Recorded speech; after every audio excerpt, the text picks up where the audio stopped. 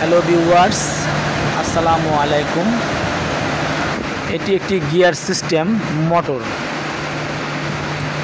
এই মোটরটি পিনিয়াম আছে, gear box আছে ভিতরে।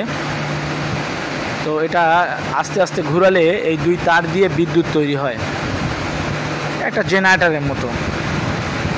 এর মধ্যে অনেকগুলো পিনিয়াম আছে। পিনিয়ামগুলো যখন নষ্ট হয়ে যায় তখন এটা আর কাজ করে না। তো আপনারা দেখতে পাচ্ছেন অনেকগুলো পিনিয়াম আছে। এটা হচ্ছে ডায়নোমা। এখানে এটা ঘুরালে পরে, পিনিয়ামটা ঘুরালে পরে দুই তার দিয়ে ভোল্টেজ বের হয়। ওই ভোল্টেজের দ্বারা মেশিন চলে, যে কোনো কাজ করা যায় আর কি। তো আপনারা দেখতে পাচ্ছেন পিনিয়াম সিস্টেম, অনেকগুলো পিনিয়াম। এটা একটি ডায়নোমা সিস্টেম মোটর।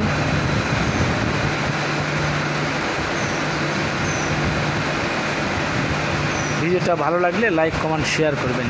ধন্যবাদ।